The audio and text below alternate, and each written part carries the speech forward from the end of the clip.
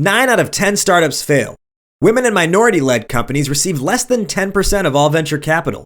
This is an environment designed for failure. Startup Hype Man's mission is to use the power of story to make success inevitable, not the exception. And this podcast is designed for entrepreneurs to share lessons learned from their stories so that you can figure out what whatever it takes means for your company to make it. Let's kick it. I'm kind of at one point of failure as well right now, but fingers crossed, so far so good. From the Hype HQ recording studio in Chicago, Illinois, it's Startup Hype Man, the podcast.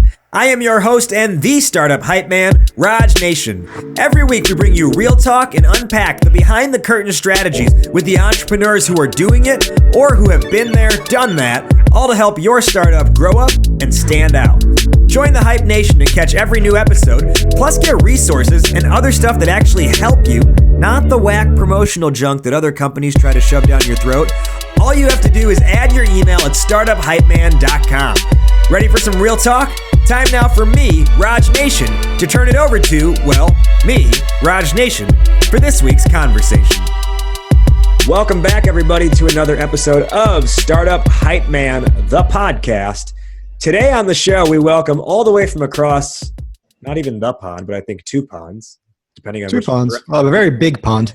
Depending on which direction you travel. Yeah, all the way true. From Melbourne, Australia, we have Steve Glaveski joining us today. Steve is the co-founder and CEO of Collective Campus, which is one of Australia's fastest growing new companies, named an AFR Fast Starter. It's a corporate innovation and startup accelerator based in Melbourne as well as Singapore. But that's not all. Steve's accolades or Steve's accomplishments and work does not stop there. He is the founder and chief architect of Lemonade Stand, which is essentially business school for kids, which teaches children entrepreneurship. And rather than asking them, what do you want to do when you grow up? It teaches them, what problem do you want to solve so they are better prepared for the future? He's a founding investor as well of a company called Concrete.io, which helps Australians get into the residential property market without giving up their smashed avocado. He's the founder and host of the Future Squared podcast, which is receiving over 10,000 listens a month. It's included speakers such as Adam Grant, Grant Cardone, Gretchen Rubin, Neil Patel, and many others.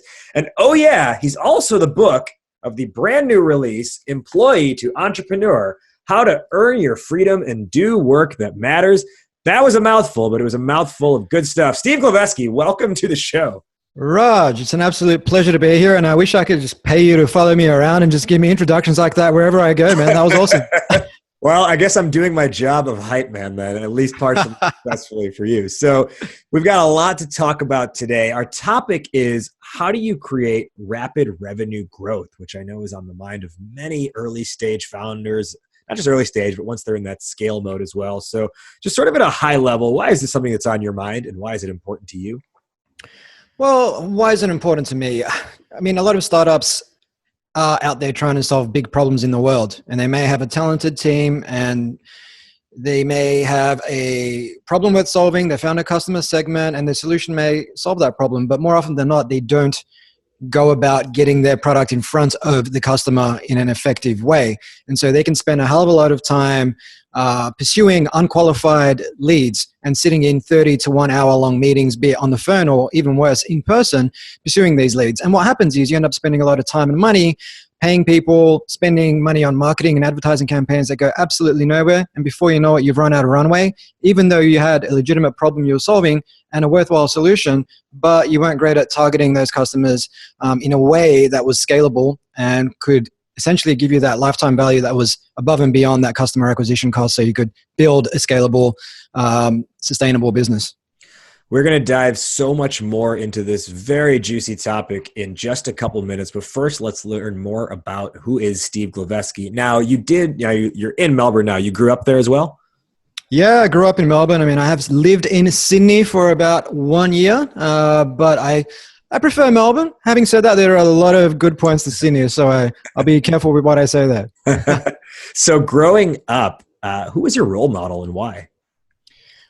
Growing up, who was my role model and why? I guess I would say Charles Barkley, Phoenix Suns MVP 1993. He was my role model because at the time I was just a huge basketball fan. That's all I cared about. I would come home from school and spend like 2 or 3 hours every night just shooting hoops in the backyard on this little makeshift hoop on a brick wall. And Charles Barkley for me was not, I guess he was a role model for a number of reasons. Obviously, he was at the time the best player in the NBA alongside Michael Jordan. And he just carried a team, and he had a really sort of rabid attitude about him. Like he would go toe to toe with guys like Shaq. And I think he dunked over Shaq once, which was like YouTube that. That's pretty. So yeah, as a 9-year-old, he was definitely one of my role models. And I guess I've always kind of been attracted to the underdogs, because the typical choice back then would have been Michael Jordan, who all the kids admired. But for me, it was Barkley, his main adversary at the time.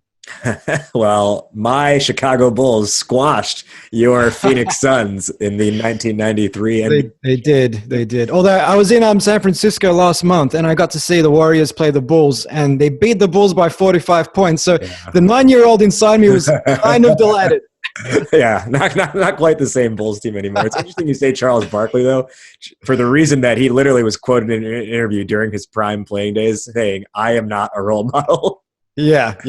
This is true. I can see why you would say that. And I'm quickly learning, by the way, I mentioned to you before we started recording that I started working with a company in Melbourne. I'm quickly learning that the NBA is insanely popular in Australia. Yeah, the NBA, of the American sporting codes, the NBA, and I guess the UFC, if you want to call that an American sporting code, or at least an American sporting institution, are very popular, whereas the baseball, the NFL, the hockey, not so much. And maybe, Luke Longley, actually, in those days, who was Bulls staple for 3 championships, I wonder if he had any influence or impact on Australian culture. I'm sure he did, although he was never the guy that people said, yeah, he's my favorite player. Like, he's kind of cool, but we prefer Pippen and Jordan. All right, so Charles Barkley's your role model growing up. He kind of represents the underdog to you. Now, it's kind of interesting that you mentioned the underdog component, because I feel like the way your career has played out has in some elements been, I guess, an underdog type of story. And I say that because it's not like you were starting companies, left and right. It's not like you were right away, like you graduated college and you're like, I'm an entrepreneur, or skipped college and said I'm an entrepreneur. You actually have a pretty solid resume in the corporate world, working at the Big Four, Ernst & Young, KPMG, and that's kind of what led ultimately to the creation of your book, Employee to Entrepreneur. But can you just kind of give a brief overview of your time working at some of these bigger corporate companies? What did you learn that you think applies to entrepreneurship that maybe the rest of the world is overlooking, the entrepreneur world is overlooking? So, I mean, like you said, I worked at the Big Four accounting firms, and essentially I did that because I was looking to conform to society's expectations of what success looks like, what my parents expected, what my peers expected, and I just started climbing that corporate ladder. And before I get to what happened there, I mean, with respect to what I learned, I mean, you learn a hell of a lot. And I always tell kids who ask me today, hey, should I just go and work in the corporate world for a few years, or should I just get right into entrepreneurship? And I don't say one or the other is the way to go, because everybody's path is different. But I do say that you will learn a hell of a lot in the first, say, 3 to 4 years. There is a rapid growth curve, or a learning curve rather. And then for me, it seemed to kind of taper off after that. And then you eventually start playing a lot more politics and forging alliances with the right people, and not necessarily learning as much. But initially, interpersonal skills, communication skills, the research, the analysis, the planning, making sure you have your ducks in a row, and even the political game playing. I mean, that can come in handy in various aspects, especially if, like me, you're now selling to large organizations. Having an inside view on how they actually go about making purchasing decisions, how many heads you need to get aligned in order to sign off on a purchase order. Having that inside knowledge goes a long way if you're a B2B entrepreneur selling to large organizations. So I've definitely got an advantage there. And also, having spent time in that space, almost a decade, when I communicate that back to prospects, it does build a level of credibility. I'm not just some startup guy who's not spent a single day in a big organization saying, yeah, we can help you. But, unbeknownst to me, they've got all these cultural issues and processes and policies that inhibit the way they go about things. But, I'm across all that stuff, so I can talk to that, which gives me, I suppose you could say, a competitive advantage over entrepreneurs who don't have that background. Now, while you were at these companies, did you have any, and I guess I'm asking this question, at least knowing the answer, but I'd like you to expand upon it. But did you have any experiences with what's called intrapreneurship? Yeah, I did have some experiences, at least trying to be intrapreneurial, which is an entrepreneur inside a large company. And more often than not, what I found was the incentives weren't aligned. So whether it was my incentives or whether it was the incentives of the people I report to, they were basically protecting a business model or a business unit that was making money, it was growing, and there was no real incentive to innovate or to try something new, to explore what is today referred to as quote unquote disruptive innovation. There was more or less an inclination towards just doing what we've always done. And so on a couple of occasions, whether it was at KPMG, whether it was at Macquarie Bank, I'd propose new ways of doing things. Conversation would more or less take place in the meeting room. I'd go through some sort of slide deck that I'd prepared, and the result would always be, sounds good in theory, but let's put it on the back burner for now and revisit it later on. And it's funny though, because on the very last day at my gig, or on the very last day during my time with Macquarie Bank, when my director manager at the time got up and said, hey, he said a few words about me and said, Steve was awesome. He came up with a lot of different ways we could improve the business across different parts of the organization, none of which were actually even considered or pursued. But it was funny how that was mentioned on my last day of the organization, of my time with that organization. Having said that, I did take out a lot from working with all of those brands. A lot of learning, like I said, with Macquarie Bank, I was learning about different aspects of financial services, which I can now talk to when I'm trying to sell to big banks and insurance companies and things of that persuasion. But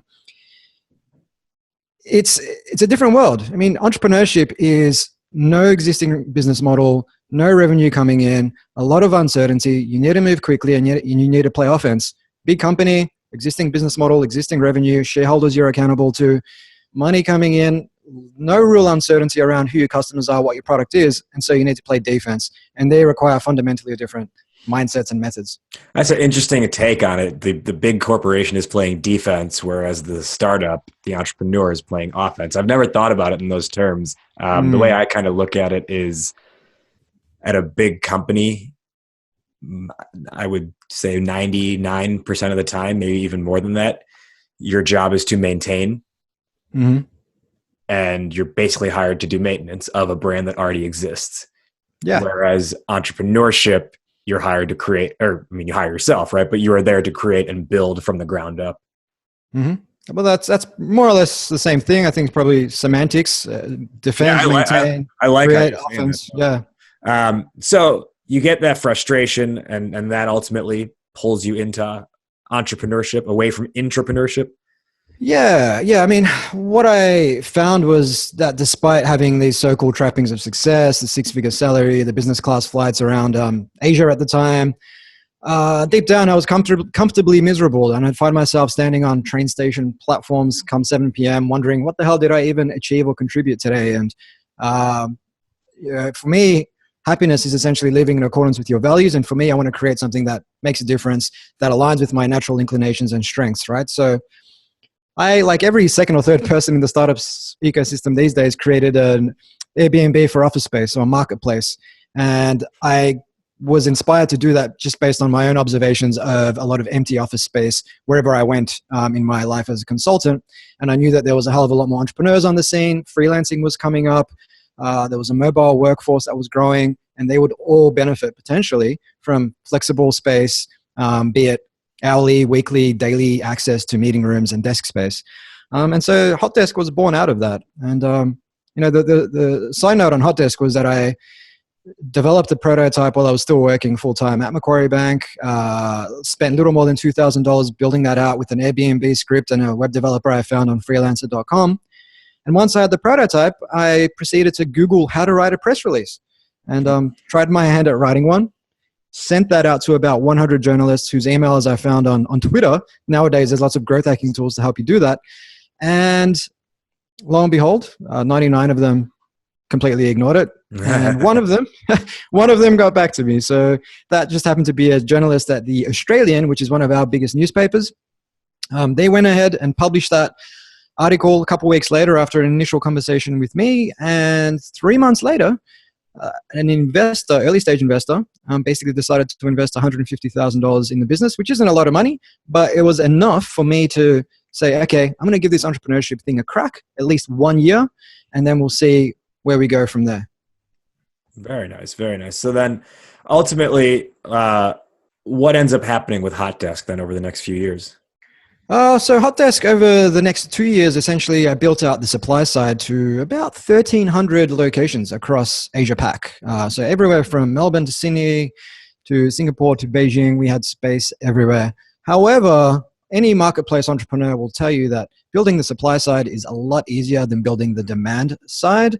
And in this case, we had revenue coming in, but not as much as I would have liked. One of the other nuances to the platform that prevented us from getting recurring revenue was the fact that if you booked a meeting room or a desk for a day or a week and you liked it, you would then negotiate directly with the operator.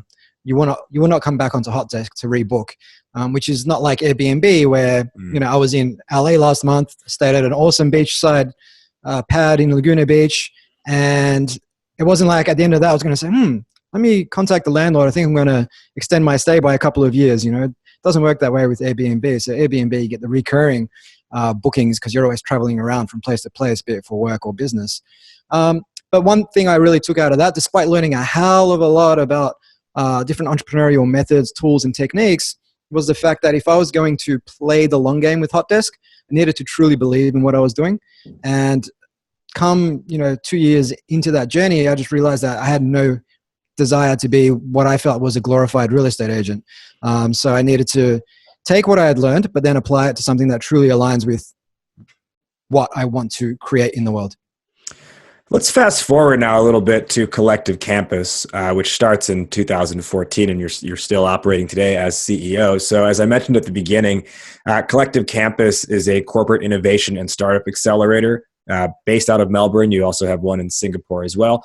The mission is to unlock the latent potential of organizations to create more impact for humanity and lead more fulfilling lives. Can you just kind of give us, in addition to that, sort of like the 60-second overview of what it is you guys do on a daily basis?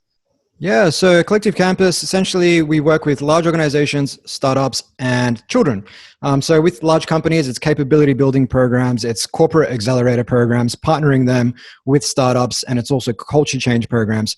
When it comes down to the work we do with kids, that's the Lemonade Stand program. Anything from, we've had kids as young as 7 years old come through that program, kids as old as 15, and we've had over 1,000 children come through that, where they essentially learn the fundamentals of rapid experimentation, prototyping, marketing, and pitching their ideas. And we've just turned that into an online platform that we'll be scaling through English-speaking markets in April. So I'm excited about that. But it's been a crazy ride. Like I said, almost 5 years, and during that time, worked with about 60 big Fortune 500 companies and have incubated close to 100 startups who've raised about $25 million in that time. So that's fantastic. Yeah. And on the corporate side, you've pulled in some pretty big names who've, worked with you, like National Australia Bank, Microsoft, MetLife, Deloitte, IBM, Asahi, et cetera, et cetera. So you're obviously doing something right. So let's dive into the meat of our topic question for today, which is around how do you create rapid revenue growth? Now,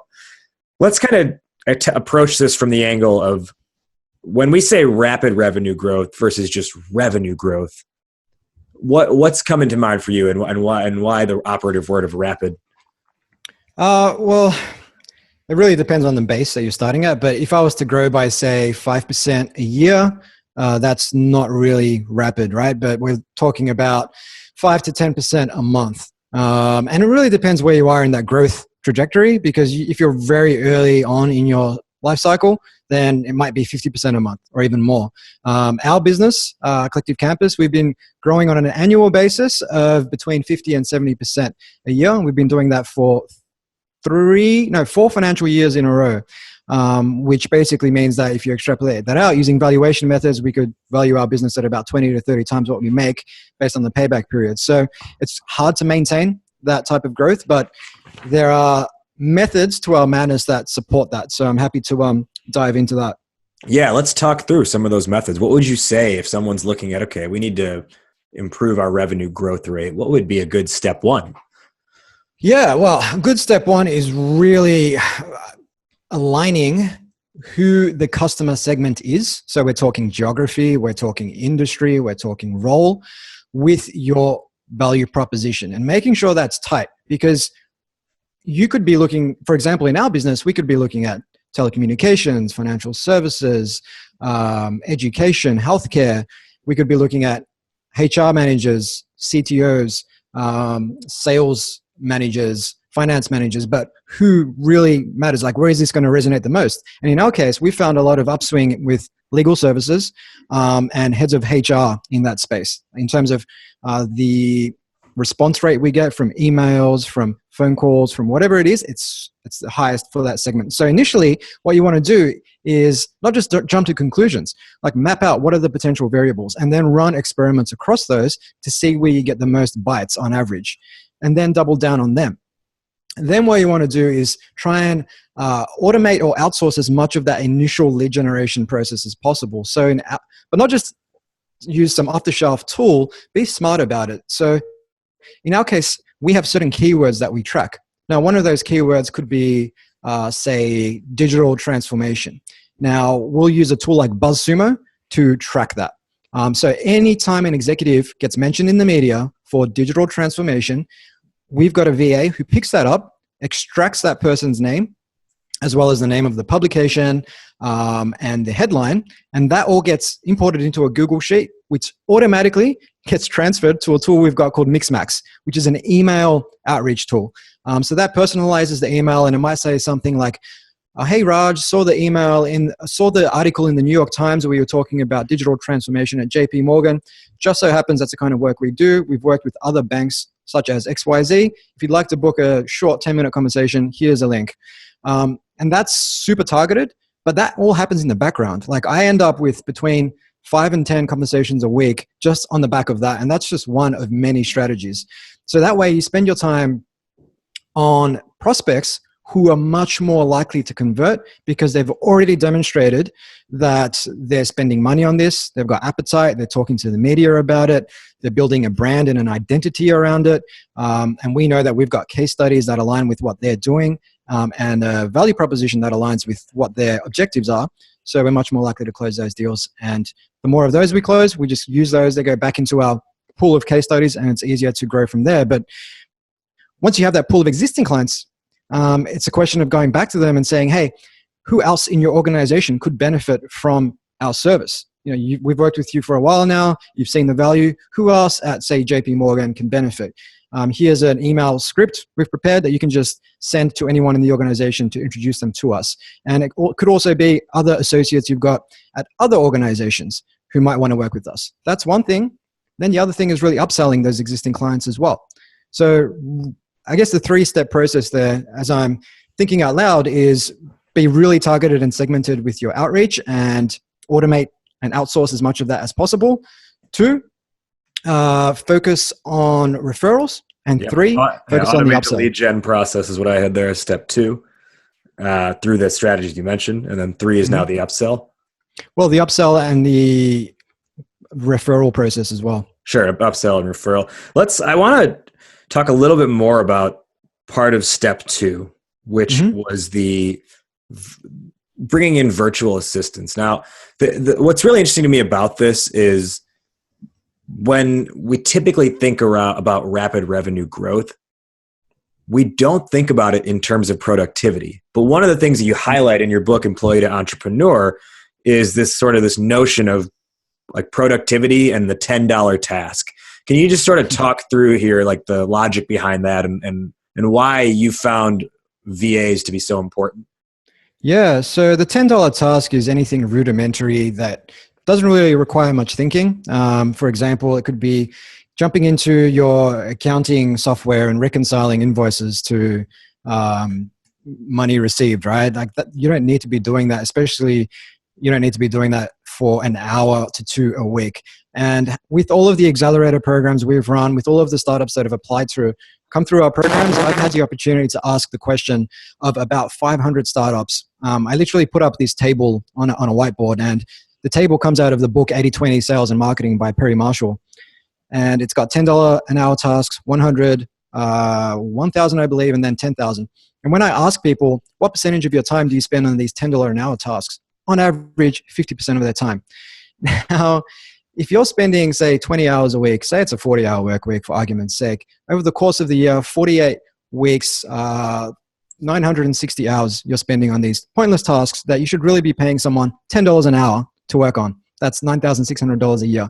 Now you've got all this time back to invest in sales, strategy, marketing, to invest in stuff that aligns with your natural inclinations and strengths, where you're going to create a hell of a lot more value than you will by reconciling, invoices in your accounting software, right? So that's just something that not enough entrepreneurs are thinking about.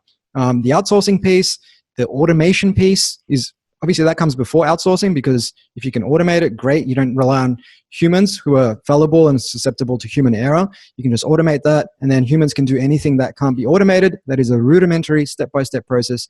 You focus on your strengths, and you create way more value doing that. Just quick on that, if people want to learn more about that, I wrote an article for Harvard Business Review called The Case for the 6-Hour Workday, which deep dives into the different strategies you can apply in that space to just get way more out of your day. That's a hell of a name to an article. I'm sure that's gotten a lot of hits. Yes.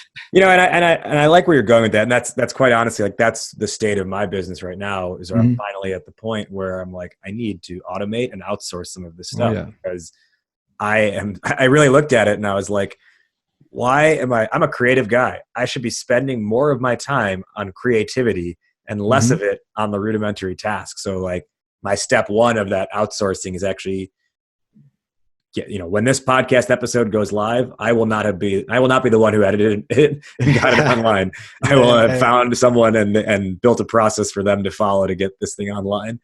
And it's interesting that, again, that this is an area that's overlooked. And you mentioned, a lot of entrepreneurs aren't thinking about this, because I feel like productivity is sort of that like nebulous concept where like, yeah, I know I need to be more productive, but it's different, because most people aren't articulating it in the way you are, where you're putting actual dollars and cents to your time and then extrapolating out, right? Like in the book, you talk about, hey, if you're spending 2 hours a week on these $10 tasks over the course of a year, 2 hours a day on $10 tasks over the course of a year, you're losing thousands and thousands of dollars. Yeah, thousands and thousands of dollars, and that doesn't even account for the opportunity cost of potentially winning deals in that time that could be worth hundreds of thousands more. Yeah, it's like the double negative, right? It's like if you're on a road trip and you stop to eat, you don't just lose that time stopping to eat. That's time that you could be spending on the road. So it's double the loss in time. It's the same thing here, right? It's double. And it compounds. Compounds. But a great example of, you mentioned the podcast, like there are ways these days where you can essentially record a Facebook Live video and have that automatically turn into a podcast episode, a YouTube video, an audiogram, and then post on all the social media platforms, in addition to an automatic transcript that gets published as a blog on Medium. Like literally all you do is record the Facebook Live video and then you use repurpose.io, Zapier, and a number of other tools to just talk to each other. But if you were to do that yourself, including the podcast editing, you're talking about 7 to 8 hours. But all you've done is recorded a Facebook Live video, 30 minutes. You had some fun. You talked to someone. Maybe it was a Q&A. And that's all you did. All the other stuff, automated. And you can just move on to more creativity. And the thing about focusing on the stuff that you're good at, the stuff that you enjoy, is you feel good at the end of the day. And that just feeds back into that motivation to keep going. So yeah, not worn down. There's one more topic or one more concept I want to touch on here before we wrap up. And it's crazy how quickly this conversation has gone. I really like it. You talk about it in the book. It's something that I have been working on as well this year. And it is the concept of the 13-week year. Can you talk about that in terms of goal setting and being able to achieve that rapid revenue growth? Sure. So I was actually inspired to explore that by Alex Hutchinson, who wrote the book Endure. So he was a former Runner's World writer. And what he found was in a marathon, you've got this finishing kick. So in the last kilometer or two, or the last mile, to use American terms, people just find this reserve of energy and they get a lot faster. And that's because they know the end is coming. Now, in a business setting, you might work to annual goals. And therefore, people may be operating at about 50 to 60% of their capacity. And then come the November or early December, they just ramp up. But if you operate on, say, 13-week years, you'll find that you'll get that finishing kick for maybe 3 or 4 weeks of those 13-week years times 4. And therefore, you've got about 16 weeks a year where people are upping the ante rather than just the 3 or 4 weeks at the end of the year. And by doing that as well, it gives you an opportunity to check in more frequently on those goals as well, and whether or not we need to be adapting them, because setting those 12-month goals, 12 months is a long time in today's business landscape, and you don't want to commit yourself to the wrong thing for such a long amount of time. So 3 months not only increases productivity and output, but again, gives you a healthy sanity check, because you might get to the end of those 3 months and realize certain things you were pursuing didn't go very well. And you can ask the question, why not? Should we be changing course here? So, yeah. Yeah. I think it's, for me, it really helped me break down not just month to month, but really week to week. Where should I be spending my time? And am I tracking with the goals, that I've set for myself? So I think it makes tracking and accountability that much easier. And you are able to break down so much better, like, what does it actually take to get to that goal? Yeah, it's like that question that a lot of motivational gurus will ask. If you had to achieve your 10-year goal in the next 6 months, what would you do? It's kind of, as cliche as that question might be, it does really work. So when you constrain your year to 13 weeks or even 1 month, like, what are the 1, 2, or 3 key things that are really going to move the needle for us? Whereas if you look at the whole year, it's like, there's so much time, and you can get complacent. Yeah. Now, to just summarize what we've talked about on this episode, sort of your 3-step process towards rapid revenue growth is: number 1, align your customer segment with your value proposition and really get deep on who that person you're targeting is. Not just people not just this type of company, but who's the person at the company you're trying to get in touch with. Number 2 is start automating a lot of your activities, specifically lead generation, and bring in a virtual assistant where you can. The tools you mentioned, was it BuzzSumo? BuzzSumo was one. Mixmax is another. And a third tool, LinkedIn Sales Navigator, will also help you identify media mentions as well as new hires. So one thing we didn't mention was if someone has joined an organization with the role that you're looking for, so a head of innovation at a bank, that will get triggered. You can pick that up, and your VA can send them an email and say, "Hey, Raj, congratulations on the new role as innovation manager at JP Morgan, blah, blah, blah, blah," per the previous script, right? So, yeah. And that works quite well because they've just joined. They're not working with anyone else yet. It's an opportunity to build that relationship nice and early. Awesome. Step 3 was figuring out the upsell from there. We also talked about the idea of, again, productivity, getting rid of your $10 tasks, getting them off your plate, and drilling things down to the 13-week year. Before we wrap up, and by the way, for everyone listening, if you missed it earlier, these are the strategies Steve has put into place with Collective Campus to, as he said, create growth of 50 to 70% year over year. So don't think this is just like, I don't know, some putz coming on the show being like, yeah, be more productive. Yeah. So before we wrap up, can you let our listeners know where would be the best place to find you, get in touch with you, and even listen to your podcast?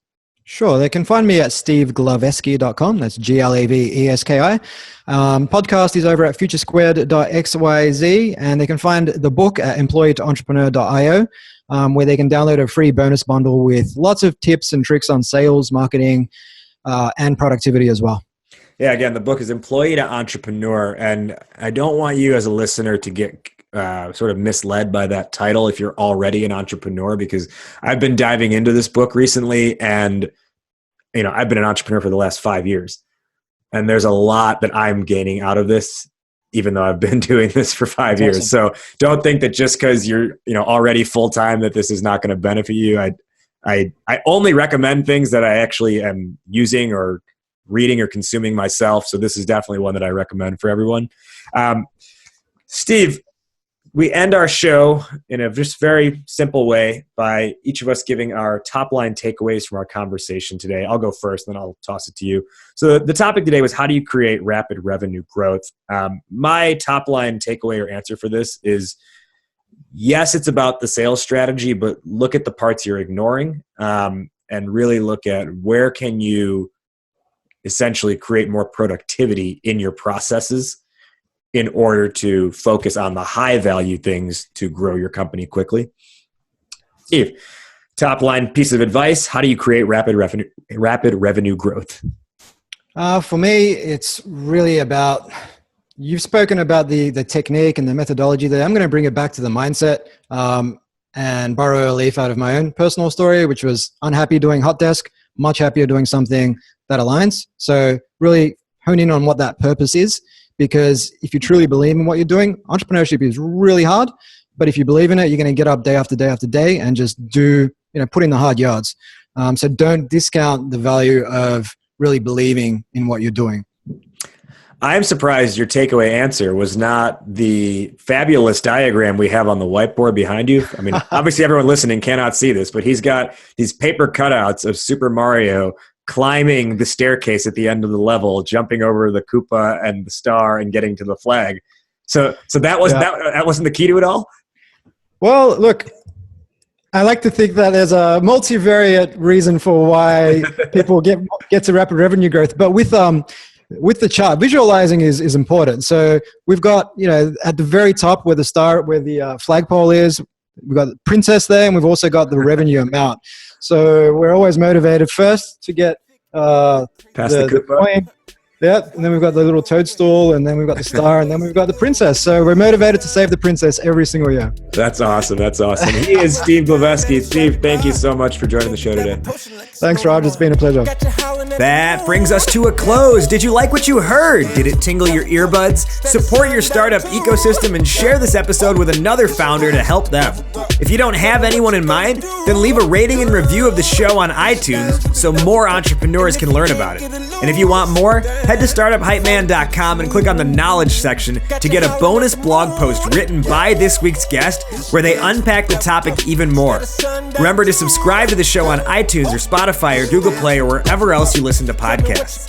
Startup Hype Man is more than a podcast. In fact, we support startups across the United States and globally develop sales and marketing acumen with messaging that stands out to customers and stands apart from competitors. Learn more and fill out a form at startuphypeman.com if you want to chat. Shout out to this week's guests for spending their time with us, and shout out to music artist Sir the Baptist for providing our show's theme song. Catch you next time. Hype Man out. Word up. Raise up. Got you howling at the moon. Yeah. This a dance with the devil, girl. Instead of sundown too. Yeah. This a dance with the devil, girl. Tell me what you gonna do. This a dance with the devil, girl. And if you can't get it loose, then fall into the truth. It got you howling at the moon. Yeah. This a dance with the devil, girl. Instead of sundown. Yeah. This a dance with the devil, girl. Tell me what you gonna do. This a dance with the devil, girl. And if you can't get it loose, then it's a dance with the devil.